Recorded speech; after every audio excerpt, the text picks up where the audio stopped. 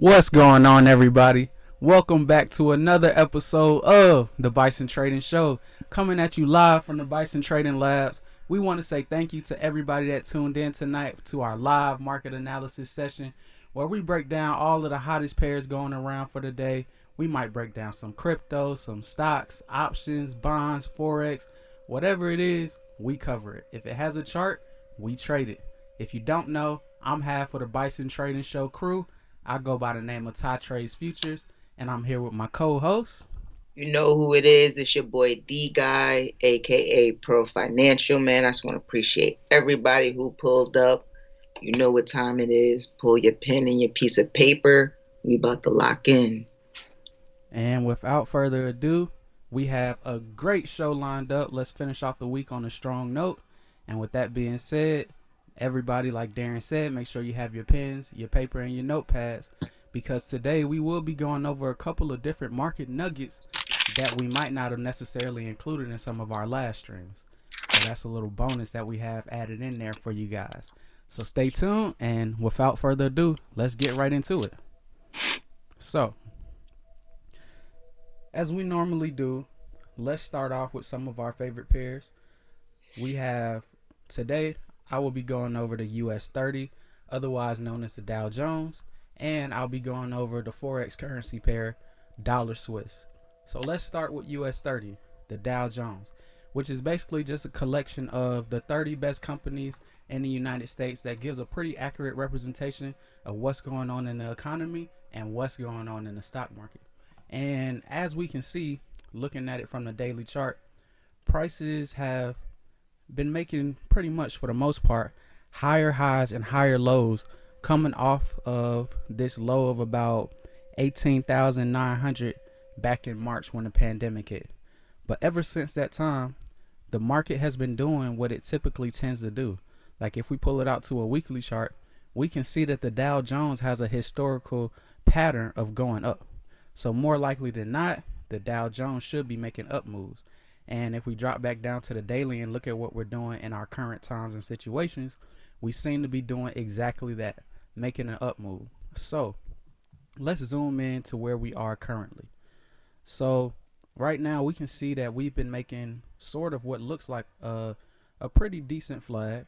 If you would consider this the poll that started on October 30th, a couple of days before the election, we had a huge run up. Like, look at these days here. We had 1, 2, 3, 4, 5 straight up days. Almost had a 6th straight, but close enough. And then we had another up day on the 7th, 8th, and 9th days. So over the course of 9 days, we had 8 up days, 1 down day.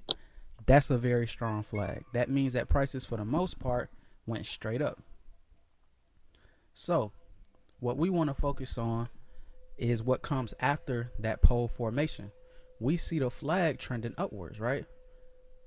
So we know that whenever we see that, a flag pattern, we know that we are definitely for sure in an uptrend.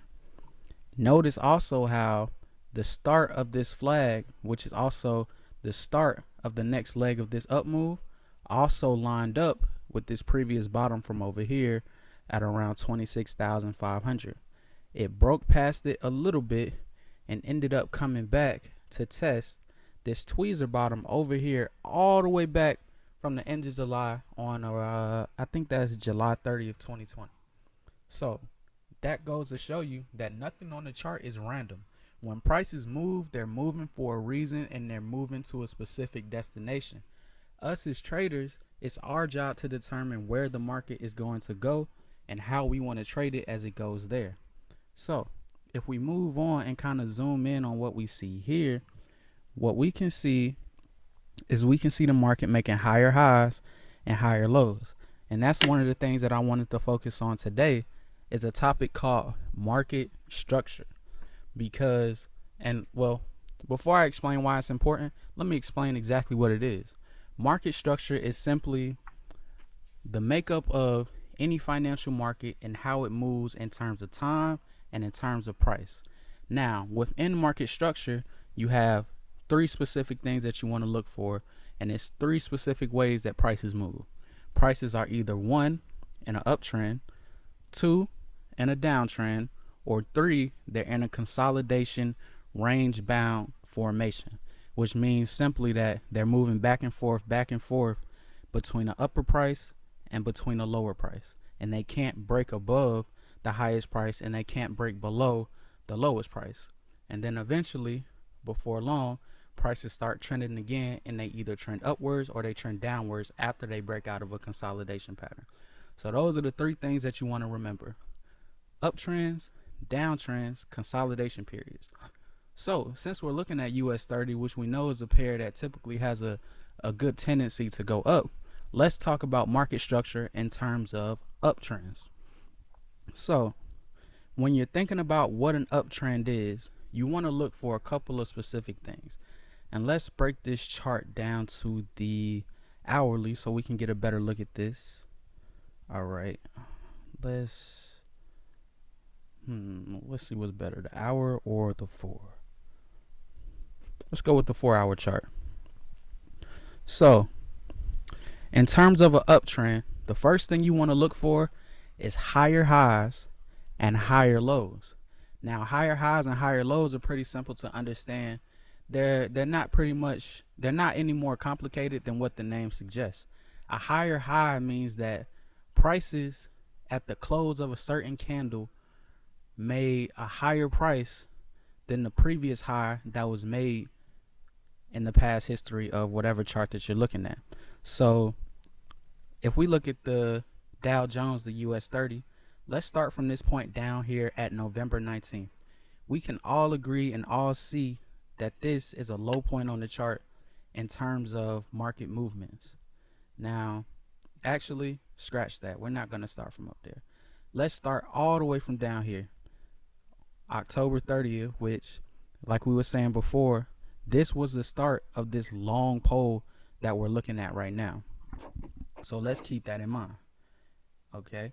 And also, just a quick reminder, make sure you guys send this stream out to your friends, at least 5 to 6 people.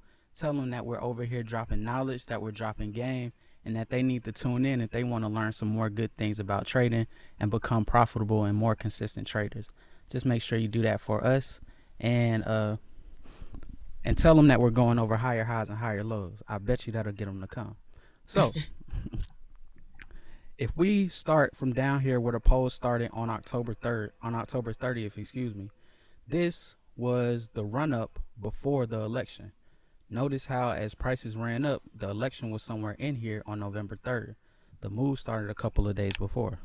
So if we're looking for higher highs and higher lows, the first thing we want to do is spot out a bottom in the market, which means that in order to find a bottom, you have to see prices moving down.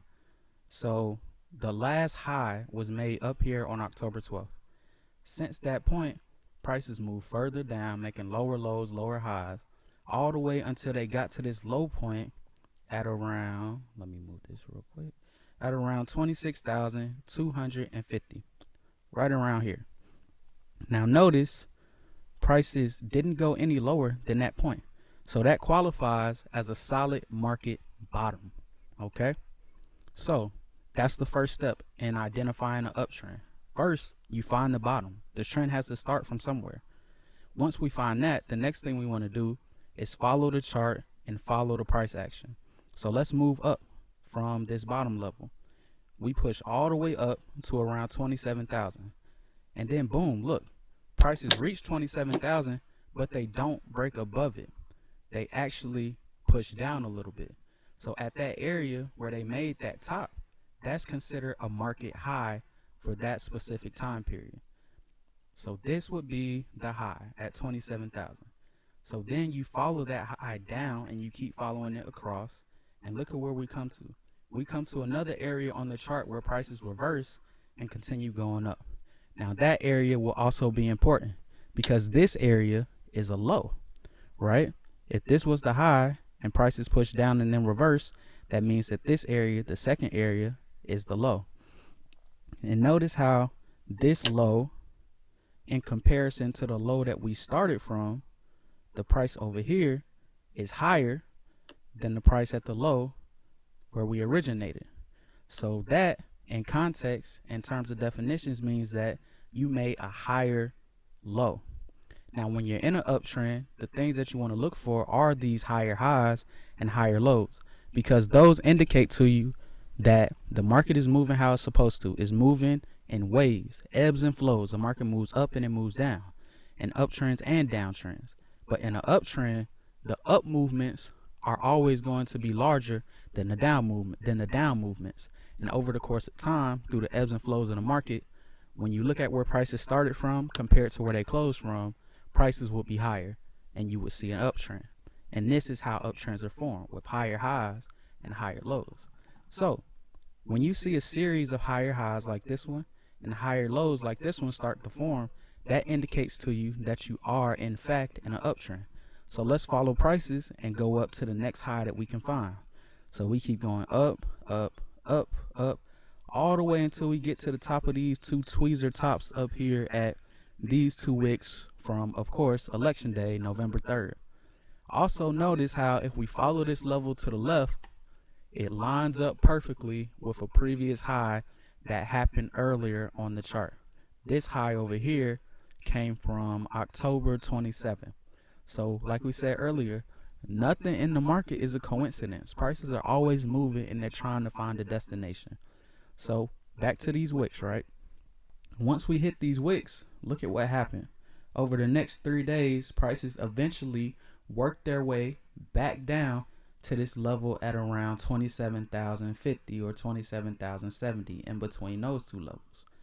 That made a higher low, because if we look at the low of this wick right here and we compare it to the low that we had most recently, this high on the right side is higher, this low on the right side is higher than this low previously made, which is also higher than this other low where we started from. So if you kind of look at it a little bit, it's moving similar to a pair of stairs, where this is the first flight, this is the second flight at the next higher low, this is the next flight of stairs at the next higher low. So that's how prices move. They move up and they move down. In an uptrend, your up moves are always going to be larger than your down moves. And another thing to point out, just kind of harping on the point about how prices are not random and they always move to a certain place. Look at where this wick, the bottom of it, lines up. Follow it over to the left. It lines up with the first higher high that we made on the chart. That's not a coincidence. That's actually another part of market structure. Whenever markets pull back in the uptrend, more than likely prices are coming back to test the higher high that was previously made. So whenever you see a pullback happen, that's a very important level that you should look for. Find out what price the higher high is at, mark it off, and if you see prices touch that level and bounce off, it could be a signal that prices are moving higher in the future. So if we take prices up from the bottom of this low and continue following the action on the chart, we see that prices, you could say they made another higher high right here. Notice how the high that was made right here also lines up with this small little gap over here. That's the destination that prices were moving to on that day. And then prices pushed down. They made another higher low, right? Notice how the low point for this wick lines up with the high point that we just passed. This was the last higher high. The next higher low is always going to line up. Well, not always, but most of the time would line up with the past previous high, which also happened in this same area. So let's continue following the prices up. We see more of the same. Here's another higher high. If we look to the left, as we expect, it lines up with a previous high from before. That's a good thing. That shows you that the market is moving the way that it's supposed to. Now, boom, let's follow this wick right here. Now, if we follow this over to the left, it lines up with this previous high. So everything is moving in tandem as it's supposed to. Prices are making higher highs, higher lows, and the higher lows are simply coming back to test the higher highs that were once made in the past. Now, as we follow the chart up, we see more of the same. We get this huge exhaustion wick candle right here. And an exhaustion candle simply means that you usually have a large, huge move on the chart, but it's not sustained, meaning that when prices close, they don't continue to move in the direction that they were before. So as we see on this candle alone,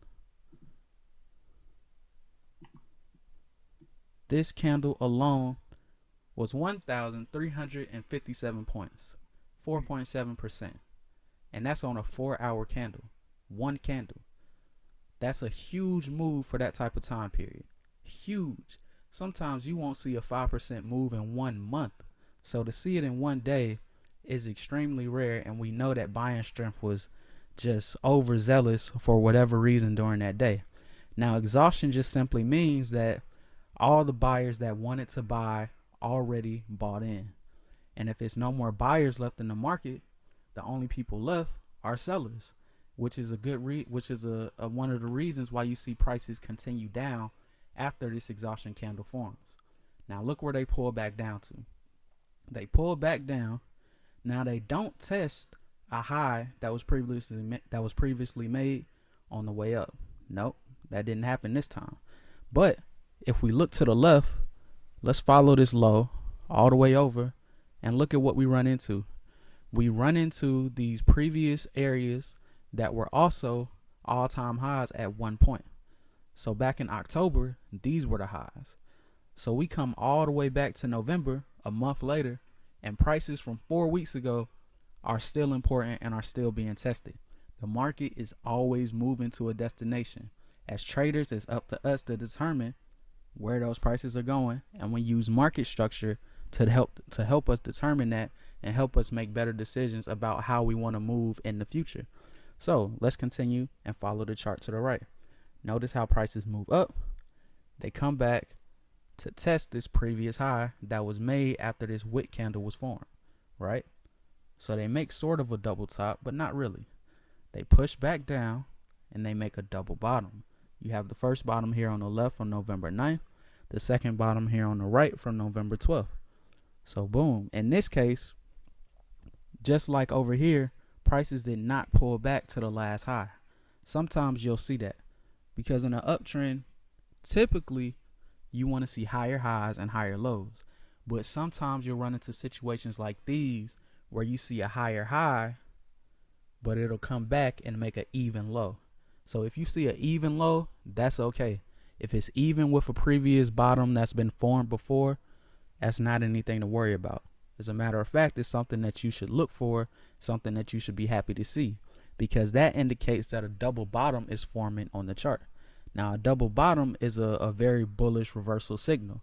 It usually comes at the end of a pullback, and if you see the support hold up at the double bottom level, that means that more than likely prices have a higher chance of moving up in the future, which is what we see happen in this situation right here. We see the first double bottom get made, the apex gets made, the second bottom gets made, and then boom, prices move higher. And look where they come back to. They come back to test the top of this wick over here. Not a coincidence. Prices are always moving to find a place to rest at. It's like a person. You move from one place to the next. You might move from your house to your job, right? And then you take a break. You stay at your job for a minute, and then you move on to your next area. Markets are the exact same. They move, they move, they move. They get to the place that they need to be. They chill out for a while, and then they make their next move. So as we continue to follow prices as they continue down, we have another, I would call this a low right here. It doesn't really line up with too much of anything. It crosses through this high over here from before, but not too significant. Sometimes that's what you see. But notice how this nothing level, looking to the left, it was nothing. But as prices continued in the future, that level actually acted as resistance over here when we look at this little consolidation pattern that happened. Notice how this consolidation pattern's resistance was at the bottom that was made over here that looked like nothing. So even when you look at a chart and you say this level doesn't make sense, that's because it just doesn't make sense right now. Keep studying your chart, and eventually that level will come back into play. And for the most part, we didn't make any higher highs or higher lows after that. Just little minor ones, but that's nothing too serious. We don't really want to consider that. Because like I said before, you have cycles in the market. This was the uptrend. And then after prices trended up, they found this top over here at 30,200 between 30,000. Excuse me, they found the top between 30,200 and 30,300. And they bounced back and forth in between that area. And that, my friends and my people, is what you want to call a trading range. Like I was saying before, prices find a top line and then they find a bottom line and then they just trade back and forth in between it. And as traders, when we see that type of action forming, we have to also analyze the overall context of the market so we can get a better understanding of what that range means.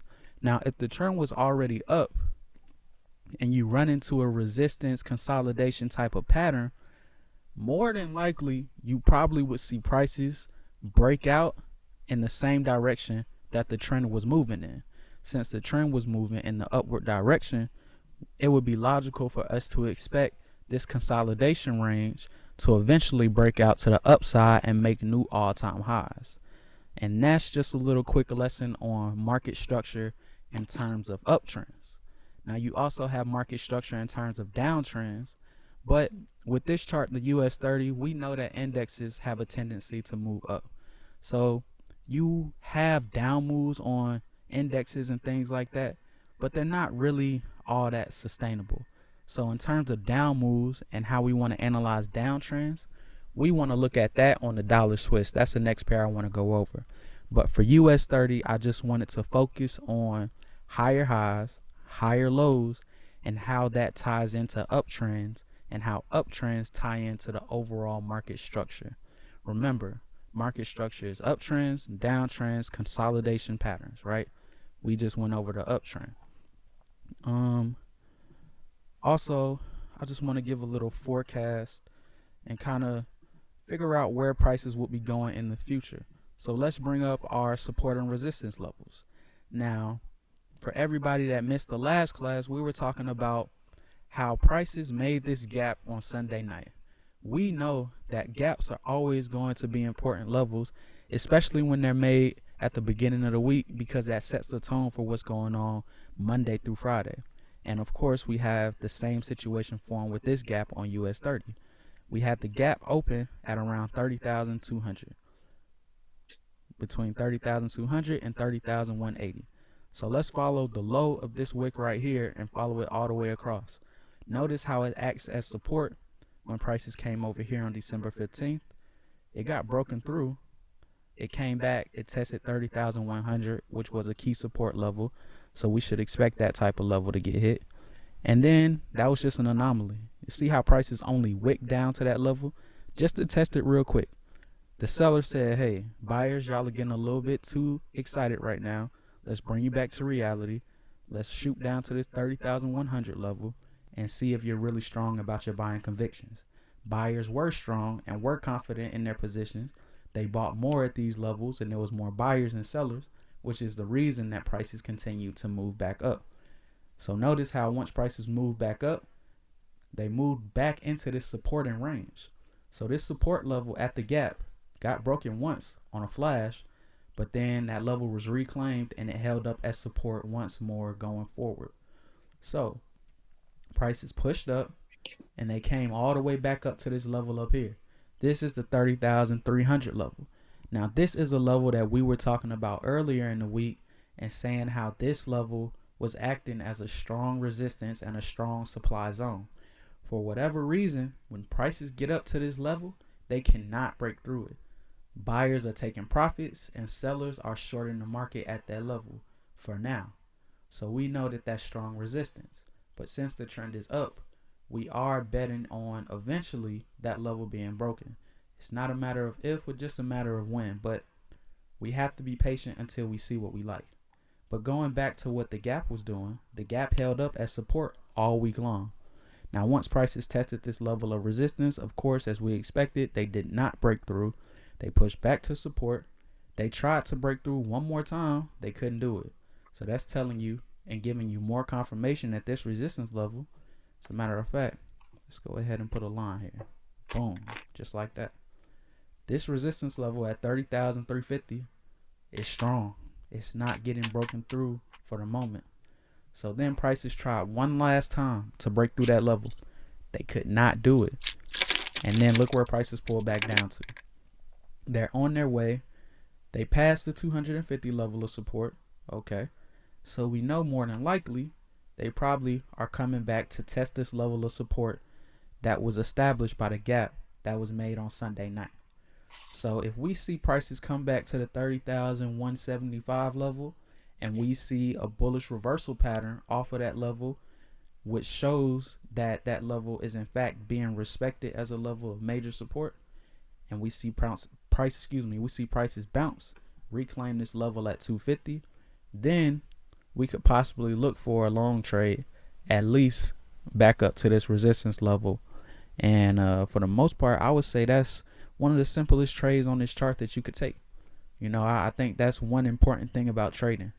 You don't really want to force something that's not there.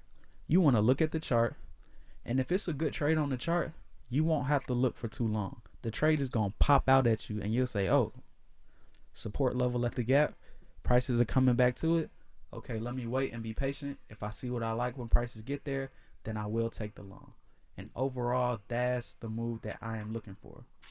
I know that this 30,100 level is strong, and also this 30,000 level is strong.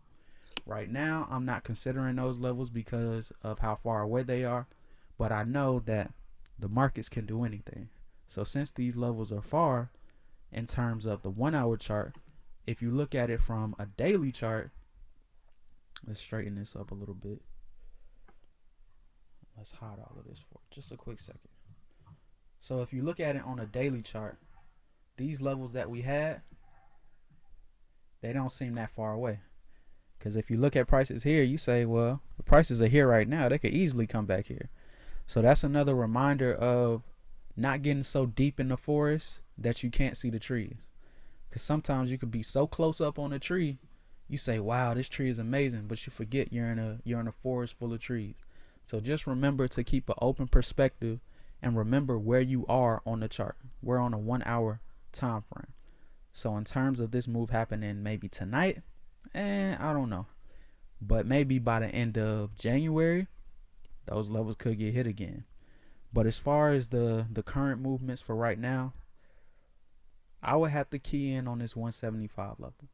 If prices get there and we see bullish reversal signals, I'm probably going to look for the long trade and go long at that level and probably try and take it. I would have my first profit target at 250. My second profit target, I wouldn't put it at 350 because that's all the way at the top. I would probably put it somewhere at 325 because I want to get out early. I like the front run. Front running is basically a technique in the market where you get out before a major level is hit. So if I know the major level is 350 and I know that everybody on the chart sees the same level, I don't want to get out there because that's the obvious level to get out at. All of the smart money, they'll probably be getting out at 340, 330, 320. And then everybody that's trying to just be greedy and hold on for every single last pip, they'll probably try and hold it for 350. And the reason I don't hold it all the way to those levels is because it's been so many times when I traded. It's been so many times where my profit target might be up here at 358. Prices will come all the way to 352, 6 pips away, and then reverse, come back and stop me out at break even. And those are one of the most frustrating trades that you could have because you literally had it right there in your hand and then it slipped away. So that's a lesson that I learned over time, and it taught me just get out a little bit early. Yes, you do have to sacrifice some pips, but it's worth it because the moves that you miss where you give everything back, those moves wouldn't even pale in comparison to what you get if you just take what you have when the market offers it to you. So overall, let's look at that 175 level. If it holds up, then take the long trades. But overall, I think for me that pretty much covers it for the Dow Jones. Darren, what's your thoughts on this pair?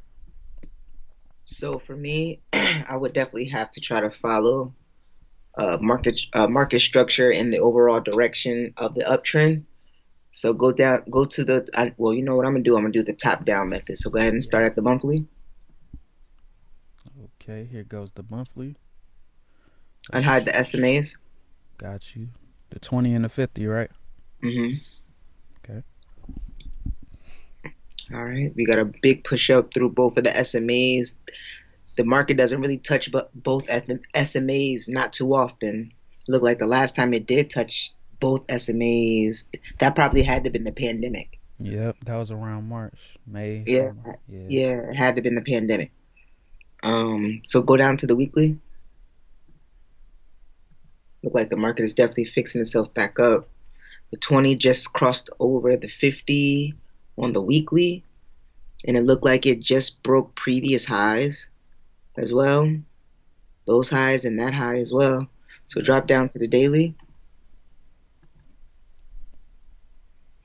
Yeah, so I would have to just with those three analysis of the monthly, weekly, and daily, and understanding that the market had a big push up after it recovered after the pandemic. It looked like it's forming a flag formation, and like Tiberius said, a flag formation is definitely an uptrend. If we can get it to respect major levels, if you can unhide your support and resistance, drop down to like the 2 hour.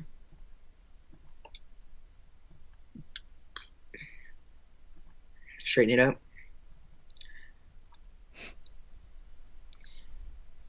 Yeah, so I would be on the side with Tiberius and wait for the long move to happen.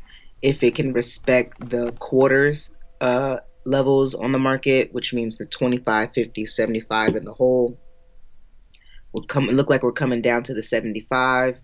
If it can come down to the 75 and respect the area, I would definitely want to go ahead and hop in for the long. Go to like the 3 minute. Let's see where its prices is actually at. So as you can see right now, could be a good area to hop in for the long, but you want to make sure you wait for higher highs to happen before you hop in for the long. So as of right now, it looked like the market is respecting the 20, staying really close. It has an inverse flag formation right in front of us, right off the 20 SMA.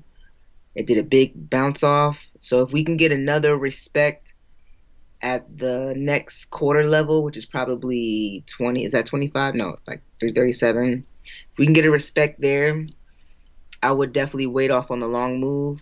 But if the market comes back up and breaks through both of the yellow and the blue, then I would consider to hop in for the long. But until higher highs, one is correct, it starts to formate.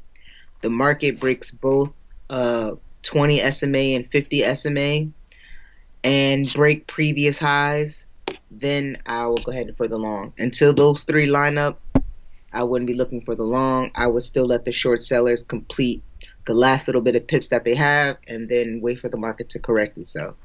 Okay. And that's on a 3 minute, right? Mm-hmm.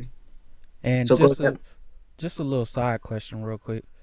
Out of all of the different time frames, if you could pick two of your favorites, what would you say that those would be?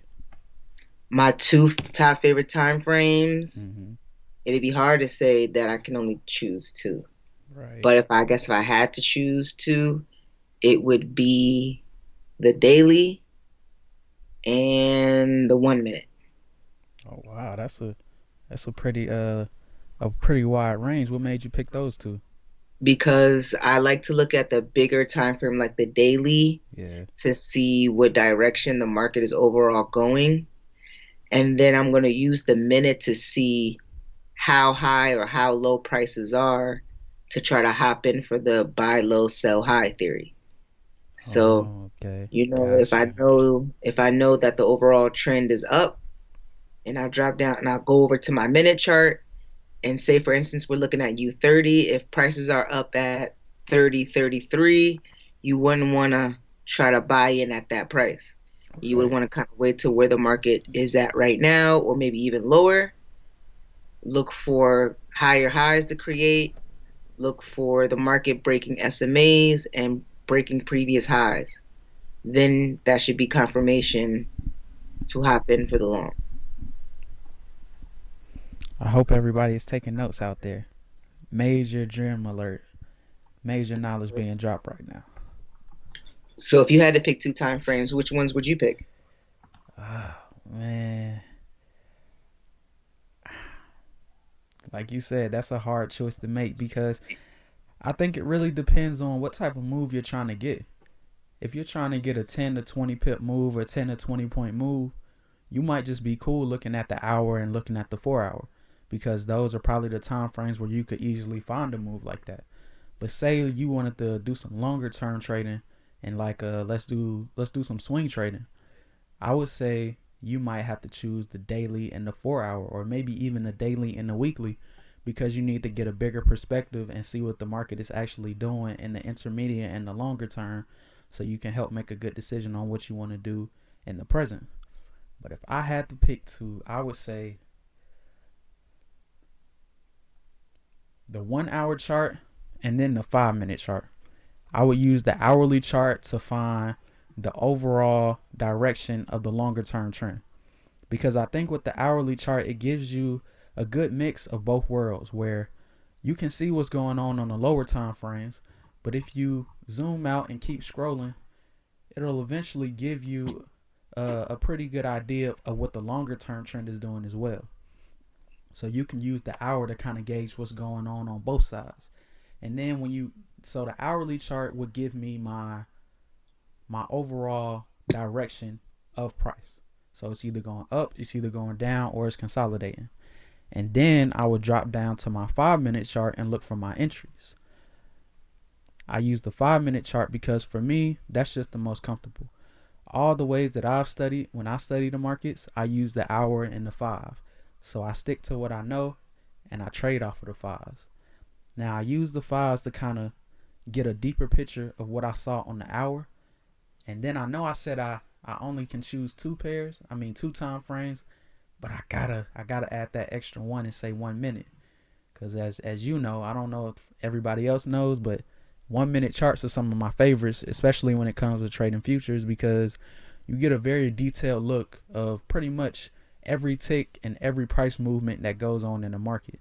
And I know for some traders that may be a lot of information to take in, but for me, I like that type of stuff because it's no stone that goes unturned. What I see on the hourly is a combination of everything I saw from the 15, the 5, and the 1 minute chart. But the beauty about the 1 minute chart is that you can see everything as it happens. I can see the bottom for this hourly candle starting to be formed on the 1 minute. On the 1 minute, it's a V pattern reversal. On the hourly chart, it's more of a long tail wick. So I like the 1 minute because it really lets you see everything. So if I had to pick them, I would give the 1 minute, 5 minute, and the hourly.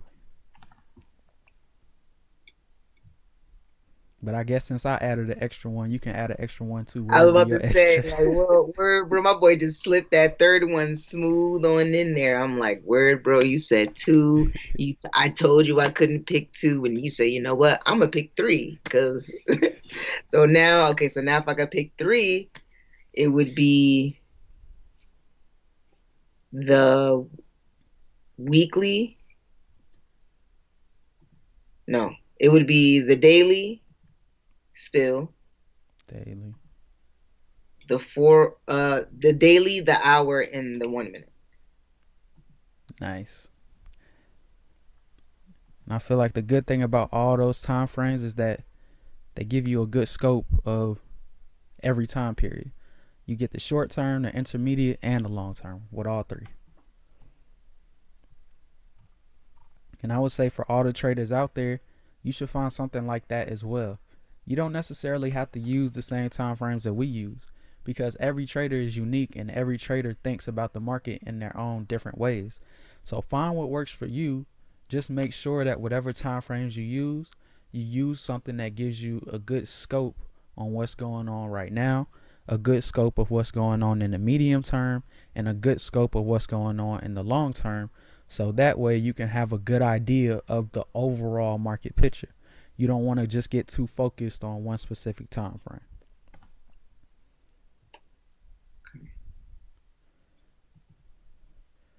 But overall, for the Dow Jones, I think that's pretty much all I have. Darren, you see anything else that's worth noting? Um, go to the hour. Okay, hourly.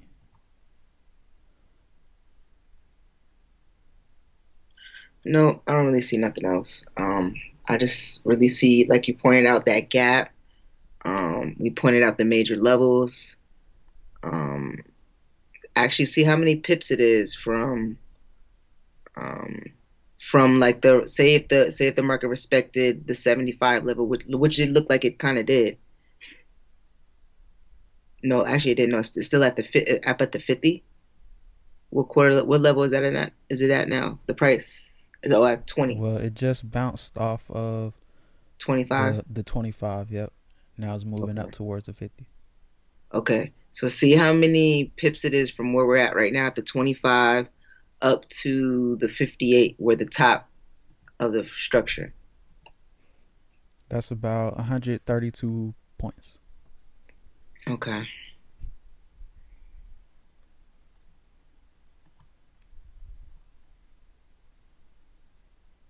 So yeah, that's all I see. It looked like it's just really respecting those quarter levels. So it looked like it respected the 25. If it can stay above that 25 area, I can definitely see it coming all the way back up to the 30, 350. But like you said, I wouldn't ever hold it up that long. I'll probably bring it, take profit down at the 25. I agree. Definitely. And oh yeah, one more thing. I know you was on a 2 hour chart earlier. I wanted to point something out. Notice how this 50 level, the 50 moving average, is not too far away from a major quarter level, which is the 175. 30,175 is right here. The moving average is about 10 pips higher. So that goes to show that most indicators in the market line up with certain major levels of support that we can find from looking at market structure and what it's actually doing. So we actually knew that this level that was formed off of the gap was important. And notice how that level also runs in line with where the moving average is right now. Charts work in tandem. It's like a timeless watch. Like what's a good watch? Like a Patek, how all of the parts of the watch move together in unison.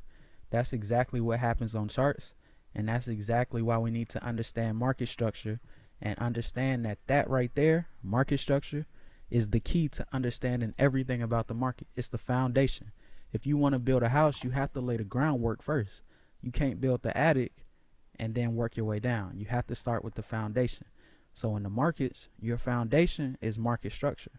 And then once you understand market structure, you move how you want to, and then you build on top of that in your own creative, unique ways as an individual trader. And with that being said, I think that kind of wraps it up for US 30, right? Yep. Okay, so let's move on to our next pair. The topic tonight is market structure. Remember that the three parts of market structure are uptrends, downtrends, and consolidation periods. So with the US 30, we kind of talked a little bit about uptrends and a little bit about consolidation periods. Now, with the dollar Swiss, as you can already see, I mean, this thing is on a mean tear to the downside. And it's been doing that since way back, since at least March or April of 2019. So around April 25th, 2019, prices reached a high up here at $1.02. Ever since that point, they just been falling through the floor. They fell all the way down to a low at 92, right? You think that would be the low? No. Prices continue to move even lower. And now, right now, we're trading in the 88s. So in the course of a year, prices moved from $1.02 to 88. That's phenomenal. Like in terms of percentage return for a forex pair, that's a pretty good trade. Now let's see how much it really was. About a 13% move. So if you have leverage, some people have 1 to 50, some people have 1 to 500. But with any amount of leverage that you have, a 13% movement in the course of a year and a half, that could change your life. So this pair has been moving, to say the least. And I think it's a fantastic candidate to talk about downtrends. So if we want to look at how downtrends are made up and how they relate to market structure and why they're important, let's do the same thing we did for US 30. Just do everything in reverse. And everybody out there, I just want you to kind of don't focus necessarily on the chart itself, but focus on the process that I'm using. Notice how the process is going to be the same on every chart. When I was studying market structure for the uptrend on the US 30, you started from a bottom point and you followed it all the way to a top. For the for dollar Swiss, we just do the opposite since it's a downtrend. We follow it from the highest point all the way to the lowest point. Now I'm only showing you dollar Swiss and US 30, but it's thousands of pairs, it's thousands of stocks, hundreds of cryptocurrencies. It's a lot of charts that you can look at. Whatever chart you decide to use and chart up on, follow the same process. The pair may be different, but the process is the same. So when we want to identify a downtrend, the first thing we do is find a market top. So let's start from this market top that formed at the end, I would say the tail end of the pandemic around March 24th. So we get a high between 98.56 and 99 even. So for rounding sake, let's just call it 99 even being the top of this movement. So in a downtrend, what you want to look for is the exact opposite of an uptrend. So remember, the uptrend is higher highs, higher lows. In a downtrend, we want to see lower highs and lower lows. So if the high is up here at 99, we want to find the next lowest high point. Well, actually, excuse me, that's backwards. We want to find the next lower low. So let's follow the chart all the way down until we find a reversal point. Boom, here it is at 95 even. Notice how when prices hit 95 cents, they bounced up and they retraced, right? So at the area where that bounce occurred, that's what we would mark off as our lower low. As a matter of fact, let me just write that in there. Lower low. Okay, there we go. Boom. So this is where our lower low would be. Now let's just hide all of that real quick. So just remember, this is the lower low. So now we continue following prices up. We follow them up until we see the next reversal point. The next reversal point happened at 97.94. We can round that off and call that 98 even. So 98 cents. That was a lower high. And a lower high is simply where prices, when they reverse, make a high that was lower than a high that happened in the past. So the first high that we started from was at 99 even. The next high that we made was at 98 even. So it was a whole 100 pips away from even touching the previous high. So that right there indicates that you do indeed have a lower high. So now that we've seen a lower low and lower high, that's telling us that, okay, prices are either in a pullback or they may be starting a downtrend. So then you continue forward to see what happens now.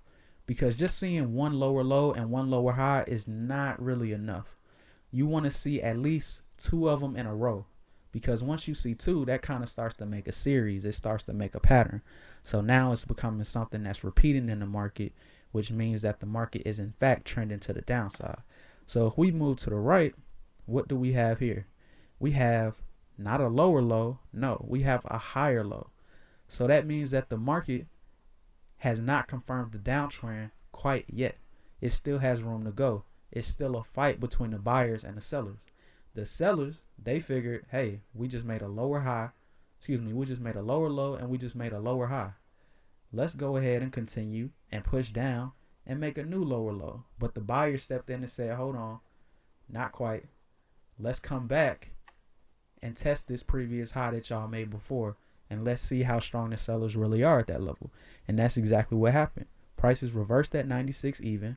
They pulled back up to test the previous high. Notice these two wicks up here, how they made a double top. And both of these were long tail candle wicks. When you see a long tail candle wick, that lines up with a strong level of resistance and a downtrend, that's a very strong reversal signal. On top of that, we also had the double top. So that's two things lining up in one area. And then what do prices do? They push back down to test that low. So we still have not yet made a lower low. But prices move higher. They didn't exactly make it back to this high from previously. They made a lower high at this candle right here, which was also a long tail candle wick. And then prices just kind of move sideways for a bit, right? But notice how as we go down across this line, the highs are getting lower. Even though the lows on the low side are not breaking, the highs are getting further down every time we continue to move. So that's telling you, like, I don't know if you guys remember, but from last session we talked about wedges and we talked about ascending triangles. This would be the exact opposite. This would be considered a descending triangle where the bottom level is holding up and it's a flat horizontal line, but the top level is continuously slanting down. It creates a wedge or a descending triangle. Now that means that prices more than likely will break to the downside and start a new down leg or continue a downtrend that was already in motion. So let's keep that in mind. Notice how the wedge is holding up, and that the horizontal line for the wedge was right here. Once prices broke at this level, that was our indication that, okay, the downtrend is in fact still valid. We was looking for the lower high to get made over here. That would have been textbook. But sometimes in the market, it's not going to be a textbook perfect picture like you see in a book, because you have to realize you're dealing with humans and you're dealing with emotions. People make emotional decisions in the market. Money makes people do things that you normally wouldn't do. Before you started trading, you say, okay, I'm not going to take any random crazy trades. But then the market starts moving all over the place. You lose your discipline, you lose your patience, and then boom, you make a move. You might get stopped out, and then you say, I knew I shouldn't have did it. But it was an emotional decision. It was hard to control yourself. So sometimes the market is not always going to move perfectly. That's what we see right here. But eventually, if the trend is strong enough and the sellers are content and they really want to push it down, they will. It's just a matter of time. And that's why I say being patient is so important. On these charts, you have to wait for the things that you want to see. Imagine if we would have tried to short it right here. Even though we were right about the initial direction, this was April 15th where we thought about shorting. Our timing was off. Because if this is the 15th over here where we thought about going short and prices didn't break the actual level until June 5th, we would have been wrong for about 2 months straight. If you have bad risk management, you could go broke in about a month, not even that whole time period of 2 months. Even if you have the best risk management, if you keep taking the wrong trade because your timing is off, it's going to hurt you. So that's why I say being patient is so important. No matter how good of a trader you are, what level you are, beginner, intermediate, advanced, patience will always be an important factor when it comes to the markets. So if we get back to the chart, we can notice that, yes, this level was actually broken now. So what we were supposed to get over here when we expected lower lows, we now get on June 11th. So notice how this low finally gets broken. Boom. Okay, now we have a new lower low. So the next thing we're looking for is a lower high. So prices push up, they push up. So if this was the last high that was made and prices only made it back to this point, that means that yes, in fact, a lower high was made. So we had a lower low, we had a lower high. Prices came, they tried to test this level multiple times. They traded in a range sideways for a minute, right? The range, the bottom was established at 94.25. Notice how the bottoms of these candles also lines up with the bottom of these candles over here. That's the bottom of the range. This up here at 95.25, this is the top of the range. But notice how the range kind of dwindles down a little bit. The top was up here. Then it moved down slightly a bit.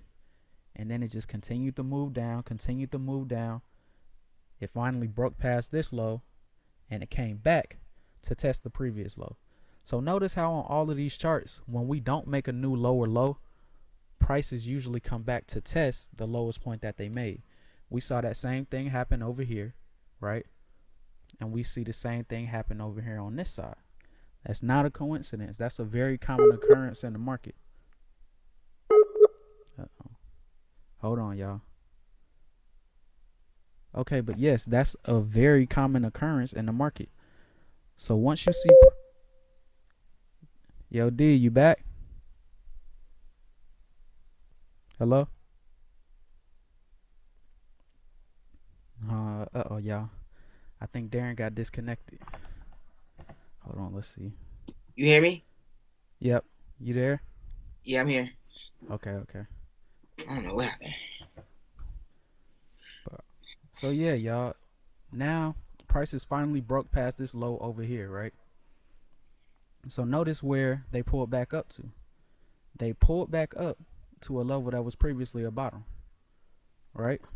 So notice how we said the bottom of the range was at 94.25, and we followed that level along these crosshairs.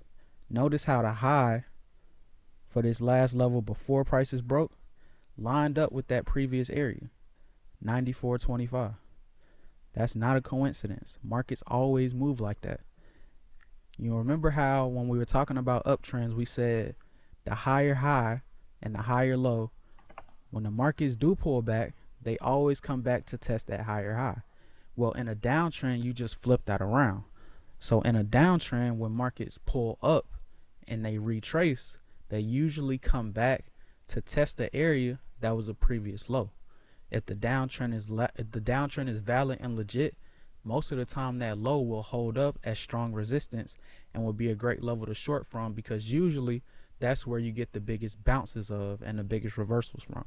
So always remember that in a downtrend, prices try and come back to test the last low that was most recently made. And that's what we saw in this situation. Prices came back, they tested this last low. This last low held up as resistance, strong resistance, and then we can see clearly after that that the trend was just straight down.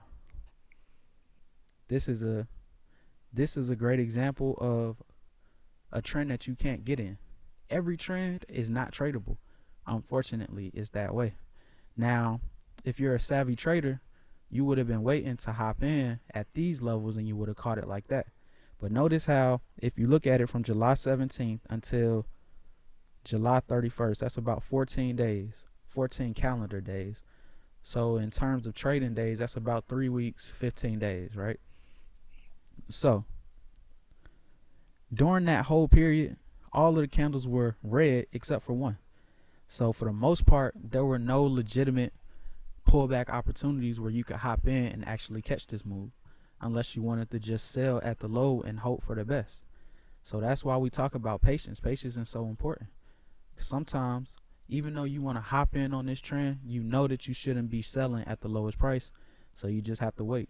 You would have had to wait all the way until prices came back to make this low at 90 cents. And then you would have hopped in on the pullback up here. But you say, man, I could have caught the whole move from 94.60 down to 90 cents. That's about 460 pips. That's a very nice move. But if you catch the prices from 92.40 and you ride it all the way back down, you can ride it to about 91 even. That's 140 points. Now, no, it's not as much as this trade, but you still get a solid triple digit trade, and you took the highest probability setup. And that's what it's all about. It's not really about making money. It's not all about making money. It's about taking the best quality setups. If you focus on the best setups, the money is going to come regardless. It's a byproduct of taking the best trades. So you always want to focus on taking the least amount of risk to make the highest amount of reward. And a lot of times that requires being patient, and that requires discipline. And that's what we want to focus on as traders. And that's what we come here to teach you guys. It's all about learning something every day. These charts give you a lesson, whether you need it or not. It's up to you as a trader to decide whether or not you want to take it. And we just kind of come here every day to share the things that we've learned along our journey, and we hope that you can learn from it too. So with that being said, overall point is focus on taking the best trade. So Notice how when prices pulled back and they made this high up here, if we follow this to the left, look at where it lines up. It lines up with an area that was a previous low before. When there was a downtrend over here in March, this was the lowest point right here. These are where prices closed at. It popped all the way down to the bottom of this wick, and if you follow that across, notice how it lines up with these bodies over here. So you can't think it's a coincidence that prices closed up here and then later on they made a wick from there. Prices made a wick over here before, and later on they made a body. I mean, the market is a beautiful thing. It works in unison. Everything lines up. Prices are always moving to a destination. So we could have called that level just based on what we saw from over here from March 10th. So notice and always remember, take note that in a downtrend, you always want to see prices pull back to the lowest low. That's what we saw here. And then for the most part, prices just consolidated in a range between 92 and 90 cents. And then they eventually broke out. So the next thing we want to see is we want to see potentially prices come back to test this low that they broke out from at 89.80 around 90 cents. So between that 20 pip range between 90 cents and 89.80. Because as we say, when we're looking at downtrends, when the lower low is broken, we want to see that lower low come back and get tested. And if we can see that test hold up, that's where we want to hop in for the short. So overall, that's how you understand downtrends in terms of market structure. Remember, you want to see lower lows, lower highs. When you're looking for an entry point, you want to see markets come back to test the area that used to be a previous low. Once prices test that low, you want to see them potentially make any type of bearish reversal signals or bearish reversal patterns off of that level, and that will indicate to you that yes, that level is in fact strong and that is holding up as resistance, and that will probably be a decent place to hop in for a good short trade. So overall, that is a downtrend in market structure. Darren, what are your thoughts on this chart? My thought on this one is definitely, before, like, say if I didn't know anything, just looking at this chart, I could just say, yeah, it's definitely going down. Yeah. That's how much down it's going, because I think just a person that wouldn't know how to trade, if they was to look at this chart and I'll ask them what direction is this chart going, they can say it's down. So with that said, let's start with the top down theory. So let's go to my first time frame. Let's go to that monthly. Okay. All right, and hide them SMAs. Got you. All right, so just on the monthly, it looks like the 20 has begun to break over the 50. The higher the time frame, the bigger the move. Example, look when the last time the 20 broke the 50 on the monthly. How much of a move did the market make? Just simply off of the break. So that happened back in 2002. It broke. So actually, let's grab the ruler and let's see how many pips that is. That's got to be a monster move. Monster move. 2002? 2002. So let's just say after the break. Once the break happened, let's just count it at the break. All right, boom, right here.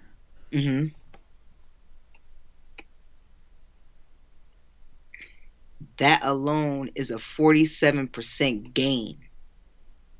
Well, negative on their part, gain on your part. Because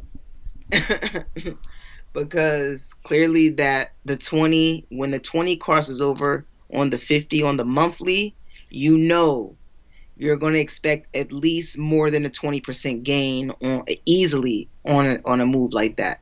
So we know the 20s just crossed the 50 on the monthly. All right, let's drop down.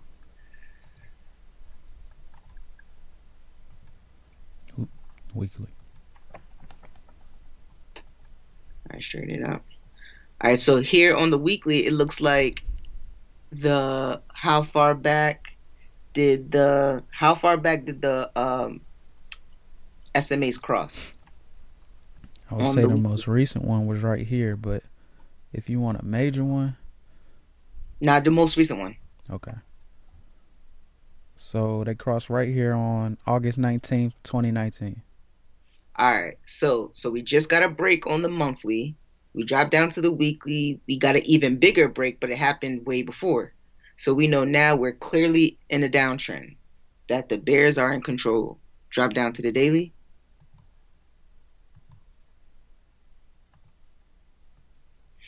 All right. So when you usually drop down to the daily and you usually see that the day's candle that we're in is opposite of the daily trend, that usually means that the market is currently going against the market trend. Right. That means it's probably going to be consolidating maybe for the next few days. Definitely for the rest of this trading week, I feel like it's just going to be consolidating. Definitely tonight into tomorrow, it may could possibly have another drop again, but I feel like it's probably has maybe one more drop in the system, consolidate, and I think it should be coming right back up again. What's the lowest this chart has ever been? Let's see. So far, I see 70 cents. I think that might be it. Yeah, 70. that's it. 70. Okay. And where we at now? 88. Yep. So how many pips is from where we at to just the not the wick, but just the bodies? Well, do the both. Do both. I think from down here it's probably like 1800. Let's see. Boom. Yeah, About so about 1800. 1865, and then from the bodies, let's see. 9. So that's almost half. Yeah, about to say that wick is at least half. So in my opinion, I know Tiberius would definitely agree with me that we're definitely me and him not gonna gamble on the other half. We'll just take our body move and just call it that because I just feel like with that wick, it's just really just uncertain. And I say that because go to the line chart. Where did that wick go? It Gone. disappeared. So what's the best, strongest area to go to in terms of the market? At the quarter level, at the 75 or 78 or 80. No, 80's at the bottom, right? Let's zoom in and really see. It's kind of. This candle opened at 80 70. cents, 80.56. And the low Okay. was at 70.68. Okay. So yeah, that would probably pretty much be my aim on my area. I'll be looking to take profit. I wouldn't really bet too much on the rest of the other 900. I mean, I feel like once it does get to that level and it begins to push a little bit more, you do have a little bit more room to run. But I would only once it gets to that low at the 78, I probably would just take only another like 25 or 30 and just leave it alone. Because I feel like once it gets down to that major resistance level, it has to do one or two things. Either it's going to break past that low level and continue down, or it's going to come down to that level, find an area of resistance, and continue back up. Exactly. So, um, I mean, you can make money on consolidation areas as well. It wouldn't be much. You'll just be just taking it from the top to the bottom and then from the bottom back up again.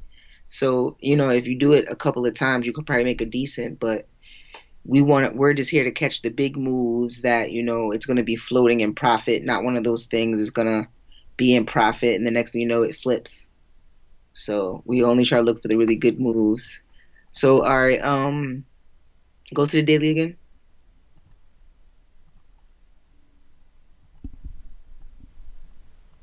So yeah, I mean, I feel like it's gonna definitely since this big move continued down just now. I feel like it should pull back just because it's been going down for quite some time. I think most naturally the way the market moves, it's gonna come back up, try to find an area of support up at this 20 or maybe even the 50, and then continue back down for the third leg or the last leg of the down move. Okay, okay. Yeah, I think this downtrend is pretty strong. I mean, Yeah, it's just really too strong to say that there's not another leg coming. Right. And you But know it's what? definitely on its last leg though. Yeah. At least for right now. Yeah. But I don't Until it know. comes. 2020 has been a funny year, man. You never know. Yeah, shit. We got a few more weeks left in this year, man. Let's just hurry and get this year over with because it's been like one of the worst years in a long time. Facts. But yeah, I would drop down to the 2 hour.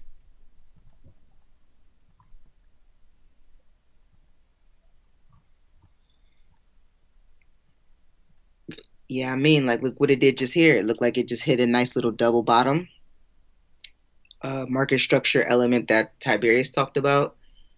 Found an area of support, and now it's coming back up to touch the 20 SMA.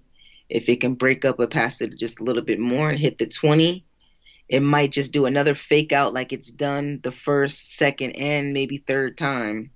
It might give you a little fake out. No, that wasn't a fake out. The fake out before that, after that one. That one, and then one all the way over. Nope, you just passed it. The fake out right there. All of them, really. Yeah, This but one was a fake out. This one, this one, this one. I feel like that one was more of a bigger fake out because it broke both of the SMAs and it Yeah, came down to a test and it did a gap down. definitely. Yeah, I didn't even see that. Whoa. Yeah, and then you're getting a gap down on a 2 hour. Like that's an automatic. Like yo, that's a sell, bro. That joint just gapped on a two. Yeah, that's major. Like, Major. but look what the market did. It came back up, filled the gap. That was your confirmation. Got a rejection at the top, and now it just did a huge push down again. But the funny thing about the market is, look what it did after the 16th. It popped right on up, all the way up. But look where that line, where does that high line up to? When you go all the way back over, right near the gap again. So that definitely lets me know that I definitely have another fake out. It's going to come back up, probably touch the bottom of that wick. Which one? That Bottom. one there. This Yep, one bottom of that one. Yep, on the 50. If right I can here. get a touch up at the either the bottom of the wick or the bottom of the body, for sure, we can get another leg to the downside. Yeah, I like that one. And also, I see how you pointed out the double bottom too. Another thing about double bottoms is that when you see a double bottom in a downtrend, don't ignore it because markets never move one way just in total. They never gonna move straight up or it's never gonna move just straight down. It's always gonna be ebbs and flows. Even when the market is trending down strongly, there will be pullbacks. So whenever we see double bottoms, that's just telling us, okay, a pullback is probably coming. And sure enough, look what happened. Prices came back and they're on their way to test the moving averages.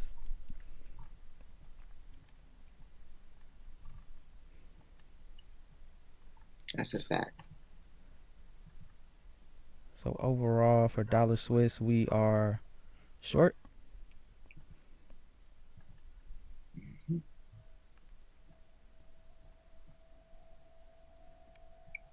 So just to recap, everybody, I want you to remember market structure. We have uptrends, downtrends, and consolidation patterns.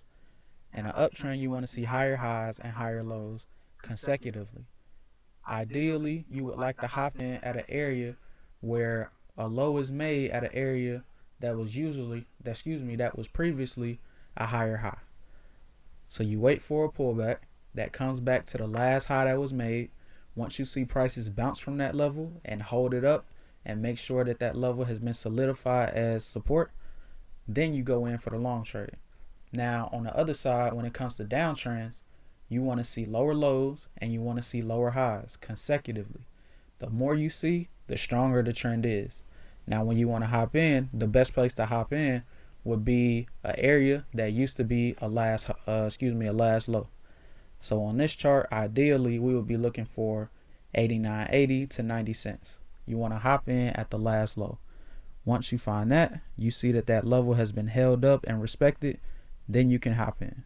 Consolidation zones, they trade in a range. You have a higher price and you have a lower price. So hold on, let me hide the SMAs for a second. So on this chart, an example would be this consolidation zone from 90 cents back up to 92. Prices traded in between up and down, and then they finally broke. So overall, market structure, uptrends, downtrends, consolidation zones. And that's it. And that's the lesson that I wanted to come through and teach for tonight. Darren also has a lesson for you. So this is like double dose night where you get two of everything. And he has some good pairs coming up for you. And I'm going to turn the floor over to him. Alrighty. What's happening, guys? What's happening, man? It's your boy D Guy, ready to lock in with you guys and show you a couple things and drop some knowledge on y'all.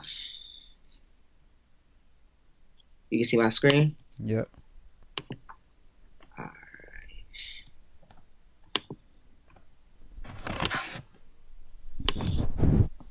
Alright, so the first pair I definitely want to look at is SP.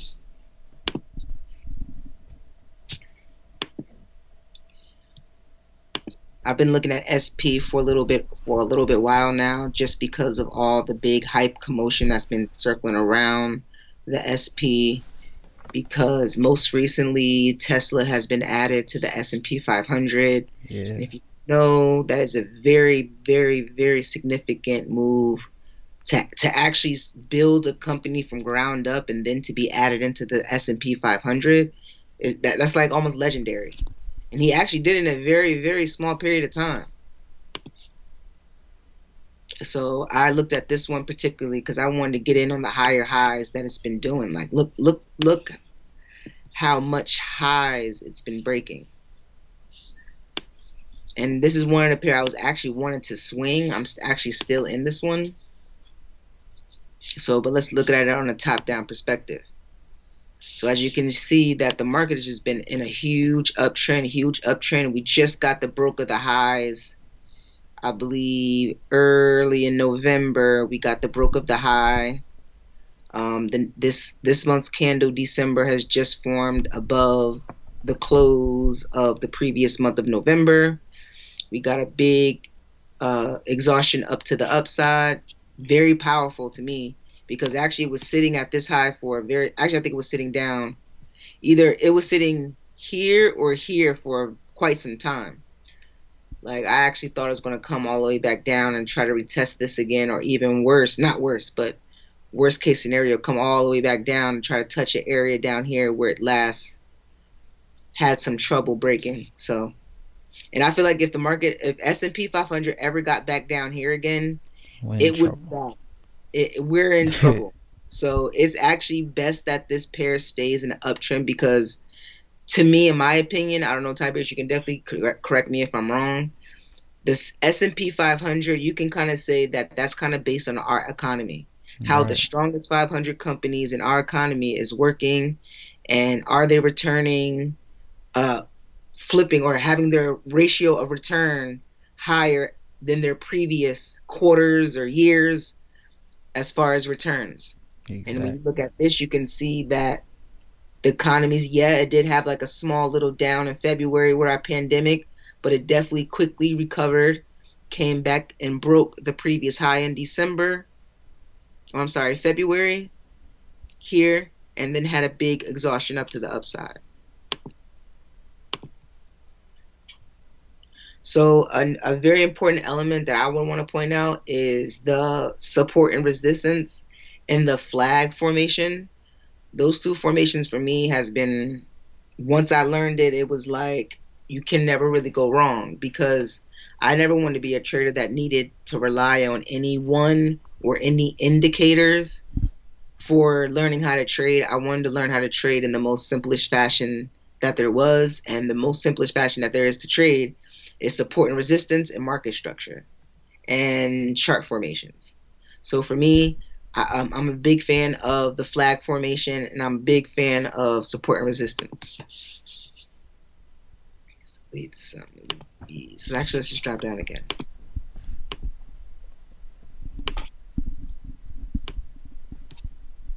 So I believe I talked to you guys. We were somewhere around here, around our last video, I was like, if the market can possibly break this last high over here, we can definitely get big another leg up to the upside.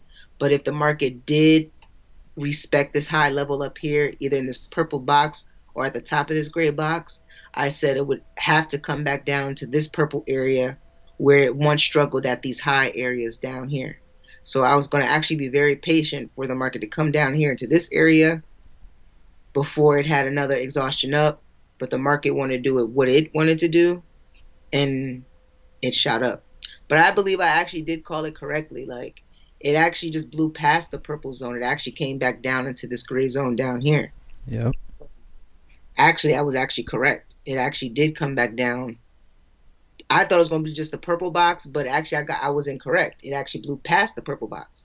It created a gap down, and it came back up to refill it again, and had a big. And that, actually, if you look at it, let me hide that indicators.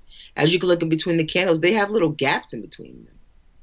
Like, these little gaps has never really been filled yet. So, I mean, like, the market could possibly come back down here to fill this, but something bad would really have to happen. God forbid, like a president or somebody crazy would have to die in order for this S&P to drop down this low to try to come back and grab these buyers who missed this leg up. So let's drop down.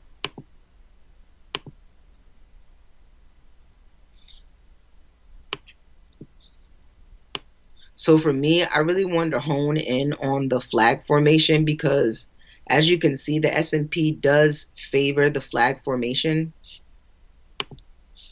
As you can see, it had a big pull up, a flag, had a resistance, respected it.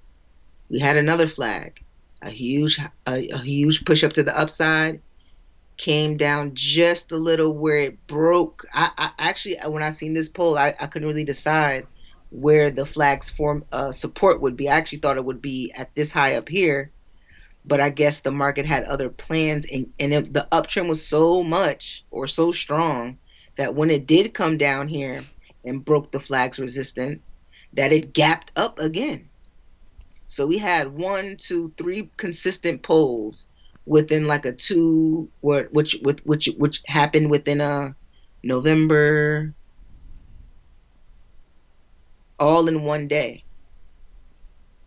So this happened in November 3rd, this happened November 3rd, this happened November 3rd.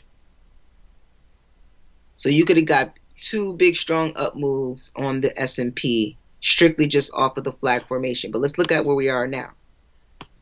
Let's unhide the SMAs. So the last time I got in, or that I think I was in, I got in somewhere.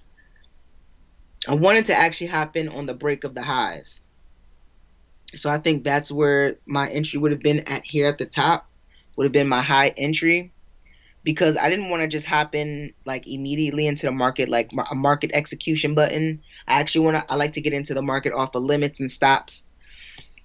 And I believe, like I explained last week, a stop is something that breaks through an area you want the market, where you want the market to enter you in, and limits are entering you off of a reverse. So say if you got the breaking of an area, you don't get a complete all the way back down, and you get a push back up, the market will enter you down here at the bottom.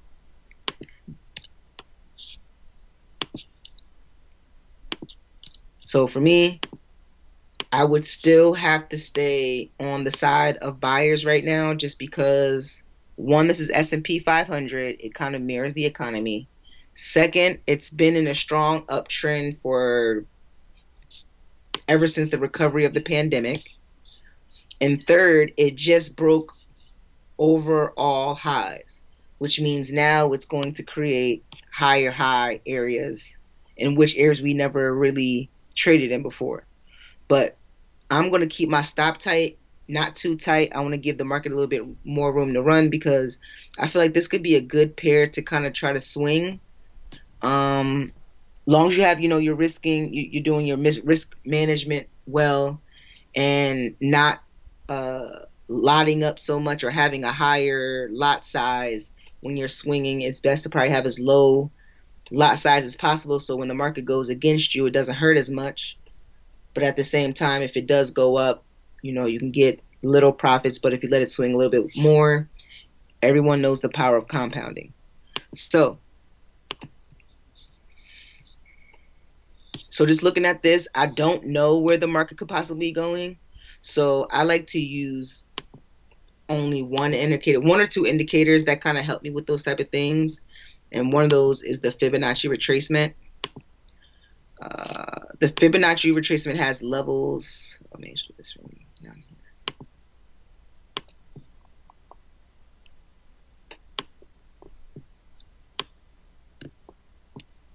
So you want to do it from the recent low up to the most recent high. So just based off the Fibonacci levels alone, it just broke out of the 78. It came down to retest the area in which it broke, and now we're continuing back up. So the two areas I would be trying to either hit, which is probably going to be hitting soon, is this area. But most importantly, it has room to possibly run up this high if we play it correctly.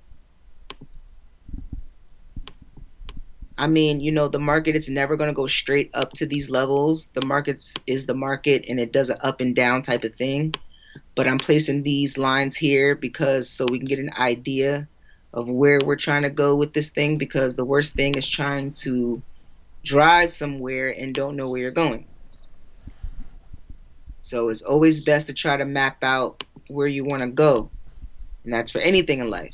You want to try to plan out where you're trying to go. So now that I put the Fibonacci levels up, I have some take profit areas.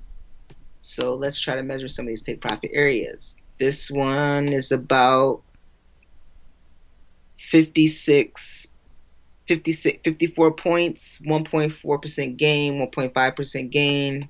Nice. Then we have another 4% gain, and then we have a 6% gain. So, I mean, there's gains here to be made. I just feel like you have to be kind of watch this just because it broke recent highs. And so now we're just really just going in areas we've never traded before. So we just got to kind of monitor that and kind of keep your stops kind of close. Tiberius, I know I kind of hit a couple things. Tell me your thoughts. So I like this market too. I like the fact that the uptrend is pretty strong. Like we've been saying about indexes for so long, is that they have a tendency to go up. Indexes love to go up because remember, you have to keep in mind what a stock index measures. It measures the overall health and goodwill of the economy. So if stocks are doing well and stock prices are going up, more than likely the market is going up. And in the market, it's an inherent bias to the upside, as a matter of fact. And that simply means that think about what people want to do when they hop into the stock market. Most people are saying, what stocks can I buy? Most people are not saying, what stocks can I short? People want to buy stocks. So indexes have a tendency to go up. And that's what we're looking at right now. We can see that the trend is very strong. Prices bounced off of the moving average not too recently. As a matter of fact, that's what, December 14th. So that was what, a couple of days ago, right? Yep, that was actually 3 days ago. So prices made an extreme reversal right here on the 50. Now notice how when prices pull down, if you follow on to the left side, they kind of lined up with the top of that zone right there. The zone that Darren has marked up right there.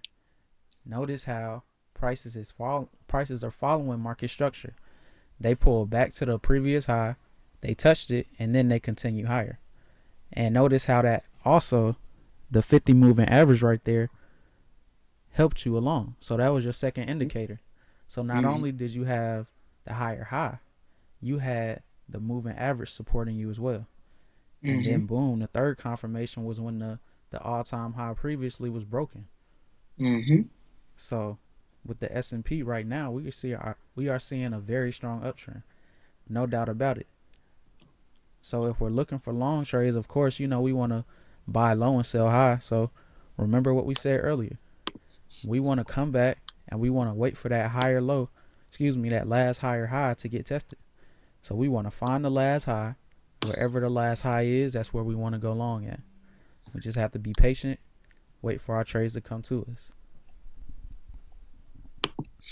All right. So yeah. So like since it had such a big exhaustion up, I mean, I feel like the up move is just so powerful. I just feel like, the retracement is not going to be too big. I mean, I feel like it's just going to be just a little tiny little retracement maybe to those highs just to confirm that it just broke those highs.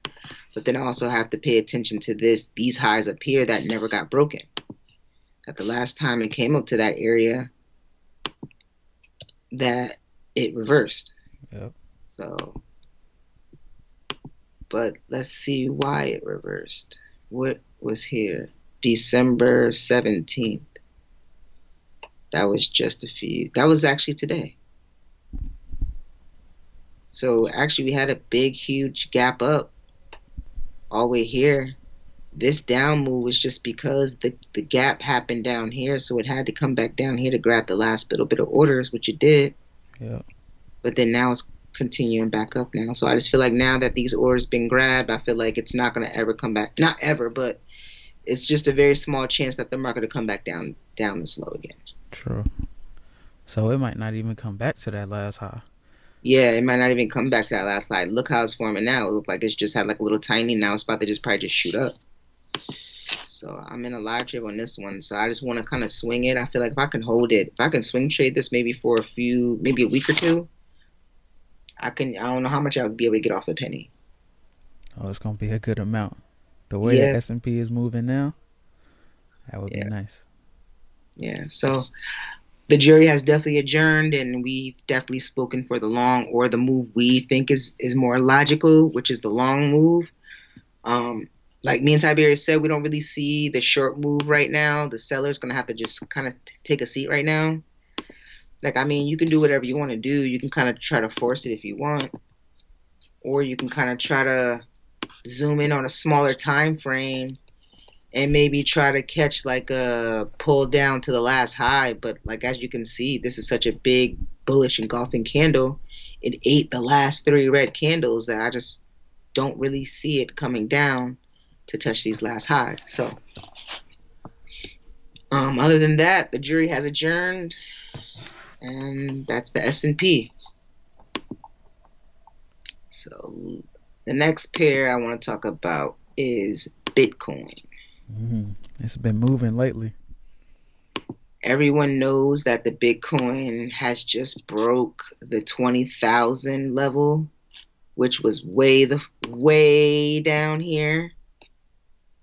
It just broke it right down here. So look how much. If you was in a buy on this, oh my gosh. Like, great job. Great job. Like, because that was risky. That was really risky. Because really, in all honesty, the market should have came back down again to retest. But the buyers were in the market so heavy, they said, nah, forget a pullback. We stepping. And they stepped over the last high and brought it into, let's see how big of a move that is. That just happened. We're 70 days into the month. So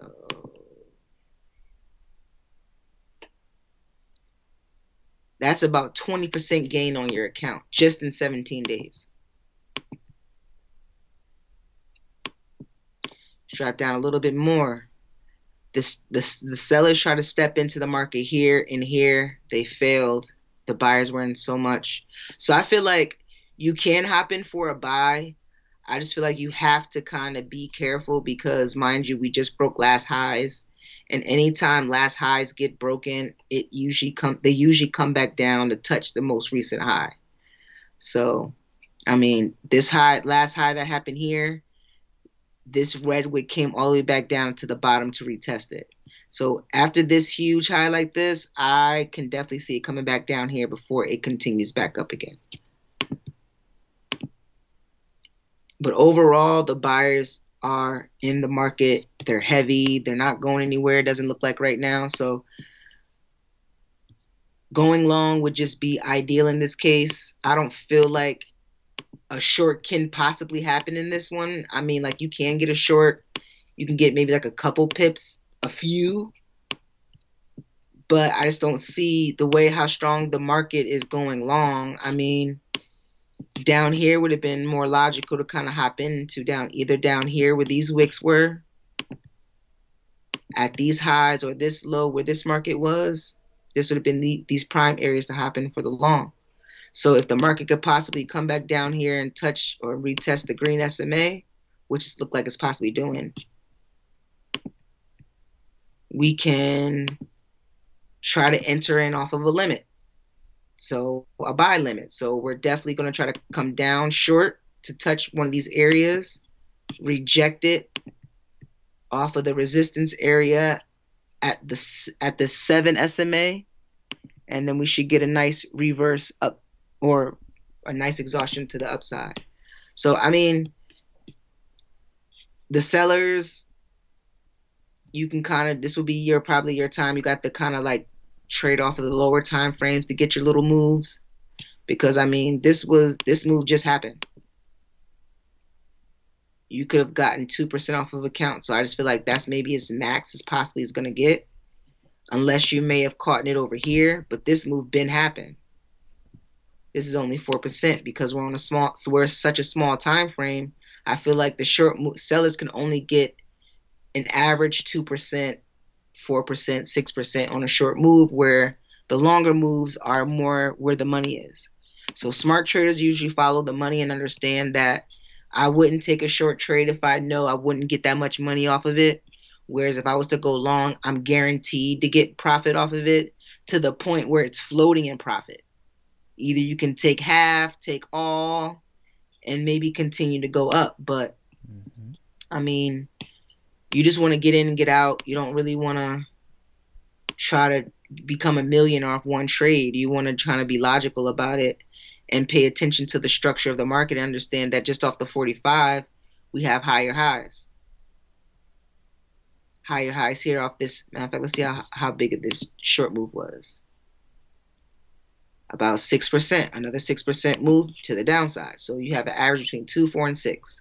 So now that we just had another leg to the down, another retracement down to this area where these last highs were, I can definitely see us getting a leg to the upside. If not to the top of the figure, I would actually kind of hold this one because we just broke 20,000. So I feel like, if we broke 20,000, we can definitely break 30,000. So Ty, tell me what you think about this one. I like the uptrend on this one too. I think Bitcoin is one of those pairs that has a lot of buying momentum behind it. I would say the same way I described the stock market as having a natural bias to the upside. I think you could say for right now it's the same kind of buying activity with Bitcoin. A lot of people are looking to buy, and that's telling us that the trend is very strong. So I think that kind of supports the chart that we're looking at now, while we see how it's on a trend, like it's on a major tear right now. So I think that's indicating to us that yes, of course, look, like Darren said, we want to be long. And I think right now, I like the levels that you put up there. What's the top level? What's the price for that one? Which one? The one at the top. The This one top up blue here? line. Nah, the top blue line you got. Oh, this one? Yeah. Oh,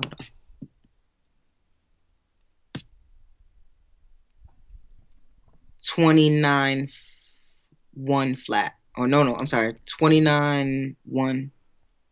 22 9 11. Oh, okay, I see it. Yeah. 22,900. So I'm gonna go ahead and round that up and call it 23,000. I feel like I like that level that you put because that's a major level of support as well. Not only does it line up with the previous high from the left side, it's also a whole number. Like we've been talking about before on the stream from Tuesday, whole numbers, half numbers, and quarters are extremely important when it comes to markets and how they move. We know that those levels usually show strong points and strong areas where we look for support and where we look to go long. So if we can get a level where, if we can get an instance where prices hold up at that level, I think that would definitely be a good buying point. And as we can see right now, prices are kind of hovering around that area. So if we can see some type of bullish chart patterns, maybe we see a double bottom form some type of way, we could go long off of this level. But I think honestly, we've seen something good already. Because when prices pulled back into that level, it actually lined up with, I want to say that high in the middle, maybe 8 pips back. Go over two more. Well, yeah, actually, you was right the first time. On that wick, that kind of pops up. Yep, right there. Notice how when we pulled back, where we're at, the candle that opened lines up with the top of that body over there.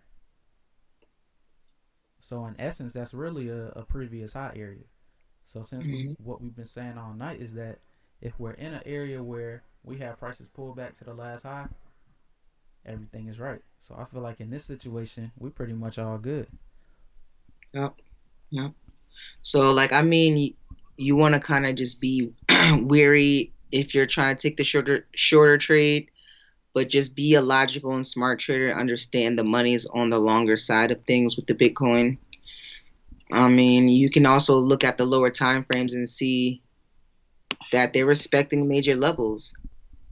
They're respecting whole numbers. They're respecting halves. Yep, they're respecting halves and they're respecting quarters.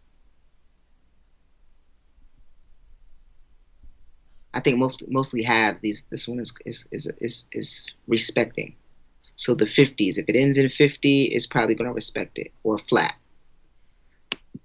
So yeah. So just to recap on this one, you want to kind of follow your support and resistance areas on this one, because that's one of the things that helped me along the way, which I said before my last pair when I was talking about SP, about my flag formations, how that when you see a pole, you know that 9 times out of the 10, the market's going to respect that level. And with this one, with my support and resistance areas, because we pointed out, as Tiberius pointed out, that the market just pulled back to a very important area where the market struggled previously. And if, like he said before, if it respects this level right here, the last high areas that it formed, the last low areas that it formed, then we should be good to continue for the long. So for me, this one, the key element for this one is support and resistance. On my S&P 500, flags were more important to me on that pair. So I think if the jury is adjourned, we can go ahead and wrap this up and begin to get in our traders talk. Do you have anything else to add on this one, Tiberius, before we? Yeah, I would just say that right now, Bitcoin is one of the strongest trends that we're looking at. I like the chart, and I would say out of all of them that we've looked at, it's probably my favorite. Okay. All right. So yeah, the jury has adjourned, and now we're going to go ahead and take this one long and kind of see where it goes. And that's that. So let's go ahead and wrap up our stream, and we're going to now move into the traders talk of our session of our stream. The purpose of our traders talk is to get any feelings, a recap of the stream, any ideas we feel like we need to drop on you guys, so I can go ahead and start it. So at least for me, the two most important things I want you guys to understand is that you have to plan. Anything that you do, you have to create a roadmap, create what your loss, your profit, what you're willing to risk. You have to understand what type of trader you are to be able to tackle the market. Because if you don't even know what type of trader you are, you don't even know where or what type of strategies to use, because different strategies align with the type of trader you are. Example, for me, since I use flag poles, support and resistance, I know I'm a short-term trader. I'm a little riskier than Tiberius may be. Tiberius may be a more conservative trader where he won't risk as much Yep. because he would rather get in and out, secure his profits, and go.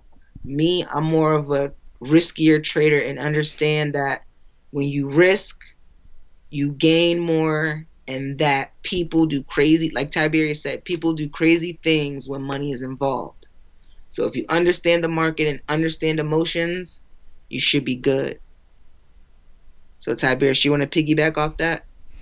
Yeah, I think understanding your emotions is absolutely a very important thing that you need to look for when it comes to market trading, because it's not just all about the trading part.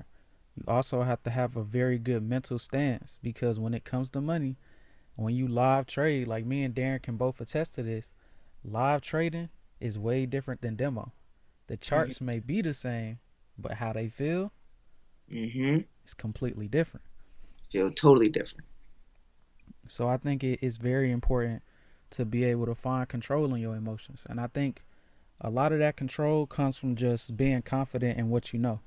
Like me and Darren, we've been studying these charts for so long that we know the emotional decision is usually the one that's going to lead you astray.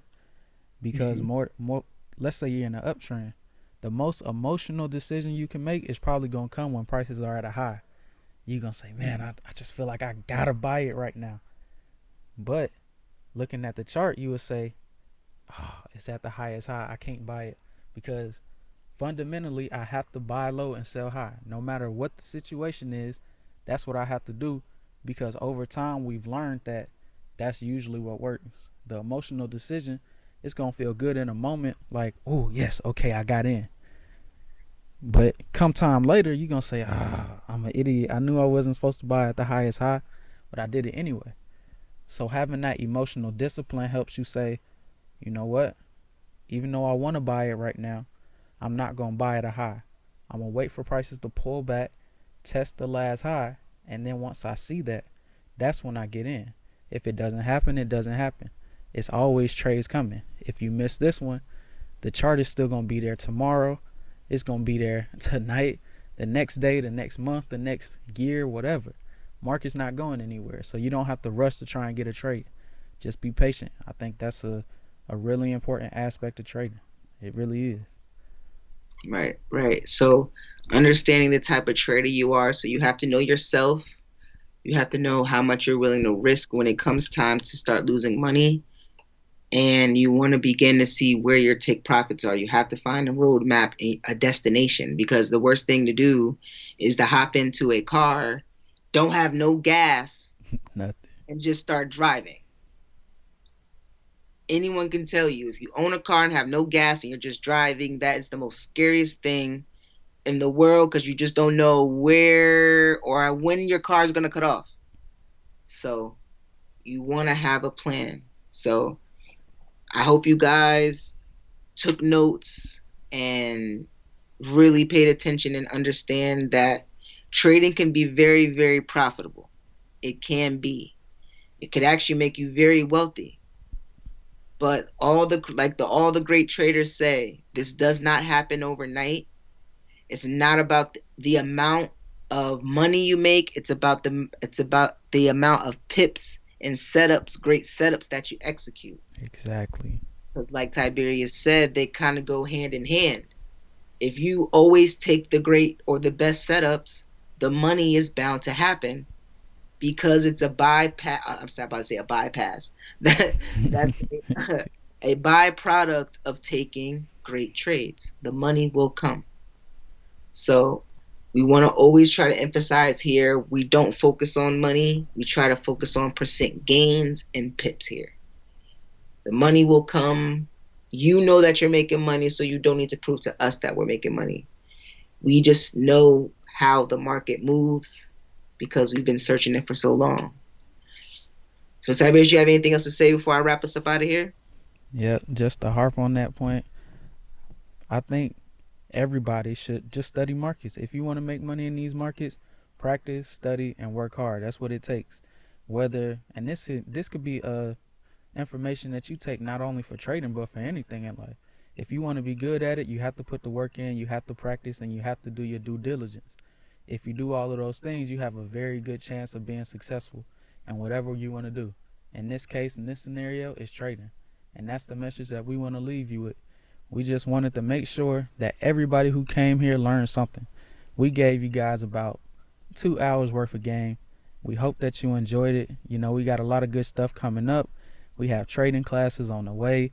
We have different informational sessions that we have coming up.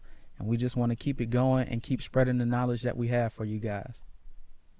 All right, so I want to actually say two important points before I wrap us up out of here. First, to piggyback off you said, yes, you have to study. Let's think about it. Anything in life. How long does it take to get a bachelor's? It takes 4 years. How long does it take to master's? 4 years plus 2 years. That's 6 years. How long does it take to be a doctor? It takes your 4 years plus your 2 years in like residency and then another something. No, you got to take 4 years in college. You got to take 2 years in medical school. Then you have to do like a year or two in residency before you actually even work. So anything in life that requires or that people make a lot of money in, those fields require a lot of studying and years of dedication. You're not going to just pick up or look at a chart and start making money. That's just not what this is. This is not that. This is a game of strategic movement, chess, not checkers. Exactly.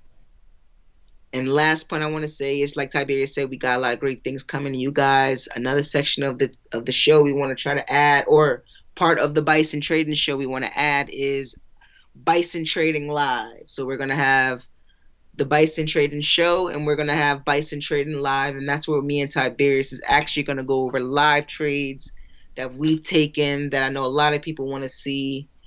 That us actually in the mist, getting our hands dirty, rolling up our sleeves, and getting busy. So I know a lot of people want to see that, and it's coming soon. So just to wrap us up out of here, man, please hit that follow button. Please hit that subscribe button, man. Twitch.tv/Bison Trading. Again, Twitch.tv/Bison Trading. My name is D Guys, aka Pearl Financial. You can follow me on IG I am DGUY at I'm the D Guy, or my business page at Pearl PEARL _ financial _ LLC. Or you can hit my man Tiberius up at, man, drop your links. Hit me up at Ty Trades Future on Instagram. That's TYTRADES Futures on Instagram. That's a page where I document my journey, because I'm on my journey to get my Series 3 license in order to become a commodity trading advisor. That's basically a person that manages futures the same way that a money manager would manage 401ks or manage stocks for people. What I would do is I would do the same thing, just with futures. And over there on the Ty Trades Futures page, I document my journey, and I document all of the trades that I take on the Dow Jones Industrial Futures. And every week I do a series called The Trade of the Day. And in that lesson, I break down all types of game that you should get hip to when it comes to trading. And it's really informative, so make sure you scoot over there, give me a follow, drop a comment, tell me what you like, and just link up with me. And we really appreciate everybody for coming out tonight. Make sure you follow us, like D said, twitch.com/the Bison Trading Show. And we have a lot of great stuff coming. We hope everybody has a great weekend, and happy holidays to you. Christmas is coming up real soon. All right. All right. Again, guys, catch us next week, Tuesday, same time, same place, twitch.tv/Bison Trading. Hit that follow button. Peace. All right, y'all. Be easy.